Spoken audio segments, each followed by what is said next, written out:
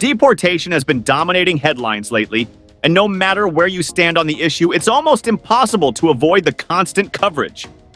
Right now, the United States has decided to take a hard stance on deportation, and the process is already in full swing. Because of this, many people think the US is the only country shutting its doors and showing people the exit. But guess what? It's not. Most industrialized nations have been doing this for ages. Nearly every country has a legal immigration system in place, some stricter than others, but one thing they all deal with is illegal immigration. That's where they see a problem and respond with what you could call a firm push out the door. Today, we're diving into the top 10 countries leading the way in deportation.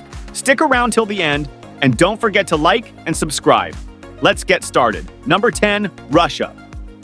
Its approach to immigration is as cold and tough as its winters, harsh, unyielding, and unapologetic. You'd think with their population shrinking faster than vodka disappears on a national holiday, they'd be eager to welcome more people. But nope, Russia has its own plans. Despite the population decline caused by war, low birth rates, and an aging workforce, the country has deported nearly 910,000 immigrants in recent years. Immigrants make up around 8.5% of Russia's total population, yet deportations have surged by 38% in just 2 years, according to Russia's migration service. Like in most countries, immigrants in Russia take on vital jobs in construction, manufacturing, and agriculture, key industries that keep the economy running. But who needs workers when nationalism is the star of the show, right? A strong majority of Russians, about 60%, support stricter immigration policies. In some regions, the number of illegal immigrants is a staggering 10 to 20 times higher than the number of legal ones. Countries close to Russia's southern borders, including Central Asia, the Caucasus, China, North Korea, Vietnam, and Afghanistan. And before you ask, no, Vietnam isn't close to Russia. But somehow they still manage to send a lot of workers there. Number 9, France, the land of love, wine, and deporting the very people who help keep the country running.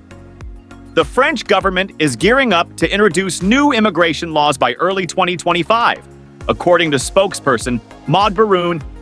She announced the plans on BFM TV, marking another push just a year after the last immigration bill, which stirred up sharp debates in Parliament and even within the president's coalition. In 2024 alone, deportations in France shot up by 22%, impacting over 15,000 people. But don't worry, they're not kicking everyone out. The government seems to focus disproportionately on North Africans. Of course, they insist it's not about race. Most undocumented immigrants coming to France hail from countries like Tunisia, Algeria, Morocco, and Libya. France loves immigrant labor. They just don't seem to love the immigrants themselves. Personally, I've always believed that if someone's in the country, working hard and staying out of trouble, they should be welcomed. But in 2025, France plans to tighten the rules even further, specifically cracking down on undocumented migrants, particularly in family-related cases. It seems the land of liberté has some strict boundaries after all. Number 8, Italy, the land of pasta, gelato, and now a serious crackdown on deportations. Lately, Italy has been stepping up its efforts in this area, just like many other countries. In 2024 alone, deportations skyrocketed by 31%, with 20,500 people being sent packing. Many migrants risk their lives crossing the Mediterranean on makeshift rafts, only to arrive and hear a firm arrivederci. What's surprising is how public opinion in Italy has shifted over the years.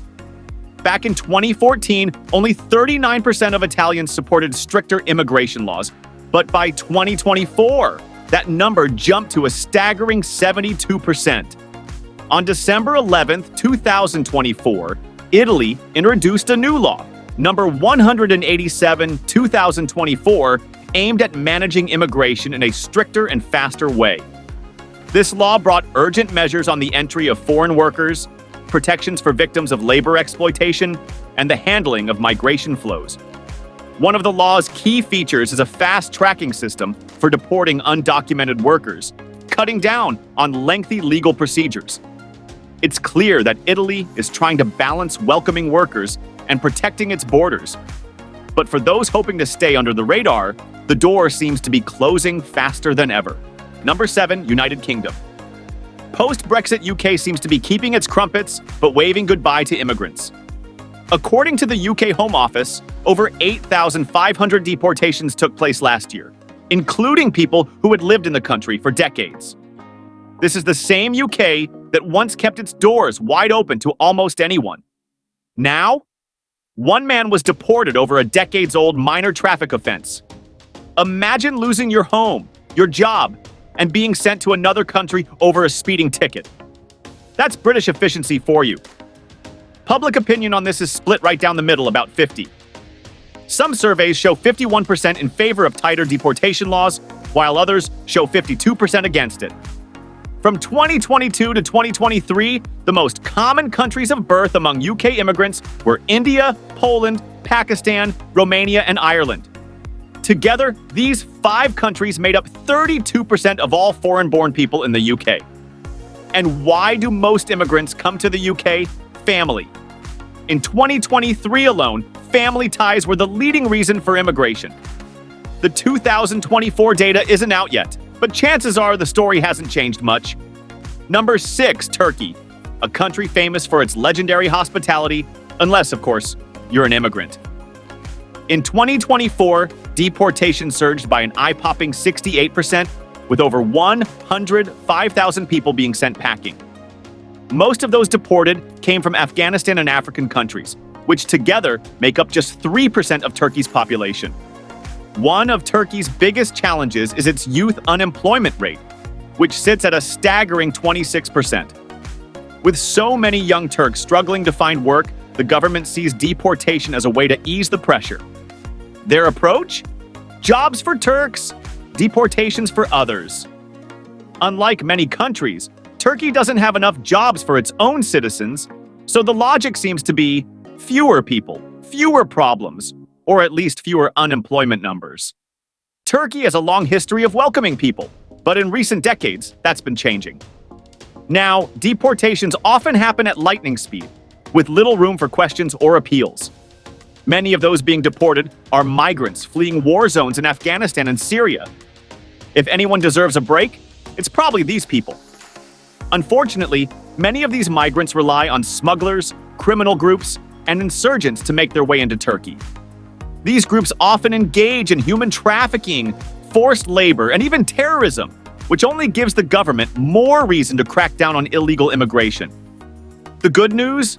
If you follow the legal route, Turkey is still known to be relatively welcoming. Number 5, India. A country with 1.4 billion people. Somehow feels like it's not enough yet when it comes to immigrants. Even a fraction of that seems like too much. Deportations in India have skyrocketed by 50%, with most of the focus on migrants from Bangladesh and Myanmar. The message is pretty blunt. We can't help you because we're struggling to help ourselves. In an interesting twist, India recently agreed to take back 18,500 of its citizens who were living in the US. But don't get it twisted, that doesn't mean they're opening the doors for others. What's fascinating is that India is a country many people leave to start new lives in Europe, North America, and beyond. Large Indian communities thrive in places like the United States, Canada, and Germany. Within India, most immigrants come from neighboring countries. Bangladesh leads the pack with 3.2 million migrants, followed by Pakistan with 1.1 million, Nepal at around 500,000, and Sri Lanka with about 151,000. Combined, immigrants only make up about 0.5% of India's massive population. But apparently, even that small percentage is too much for them to handle as the deportations roll on. Number 4, Australia. A land of kangaroos, stunning beaches, and epic surfing, is also home to some of the toughest immigration laws on the planet. In 2024 alone, deportations jumped 25% with 10,000 people sent packing. Overstay your visa, you're on the next flight out, no questions asked. The irony here is rich. This is a nation built by immigrants now saying, sorry, no room left. In November 2024, a game-changing bill was passed giving Australia's federal government the power to pay third-party countries to accept people labeled as unlawful non-citizens for deportation. This new law put more than 80,000 people at risk of being removed from Australia. Critics have drawn comparisons to the UK's controversial and largely unsuccessful Rwanda plan. Down under, it's clear, they might love their beaches, but their welcome mat for immigrants is starting to wear thin. Number 3, Germany. A country where Oktoberfest gives you a warm welcome, but immigration policies? Not so much. In 2024, deportations increased by 15%, affecting around 13,000 people, most of them young men from the Middle East. Apparently, strict policies take priority over filling the labor gap. Here's the thing about Germany, its people are all for stricter immigration rules, but don't mess with their beer and cultural diversity. Depending on which survey you read, anywhere between 70% and 81% of Germans supported tougher laws in 2024. Asylum seekers found themselves at the center of heated social and political debates yet again, as Germany currently hosts 3.5 million migrants with some form of international protection more than at any time in its history. In December 2024, Parliament introduced a series of reforms that leaned heavily toward restrictive policies. However, they made an exception for skilled workers. Germany launched a revamped Skilled Immigration Act, lowering barriers for professionals outside the EU. The message is clear. If you've got the skills they need, you're in. If not, the door is closing fast. Number 2, Saudi Arabia. A nation that thrives on migrant labor, yet enforces some of the strictest immigration laws, second only to a few. Brace yourself. Over 300,000 people were deported in 2023 alone. And while 2024 numbers aren't finalized, estimates hover around 150,000. Migrants endure harsh conditions, taking on jobs nobody else wants, only to be sent home whenever the economy hits a rough patch. According to Arab News, most deportees are young men from India, Pakistan, and various African nations.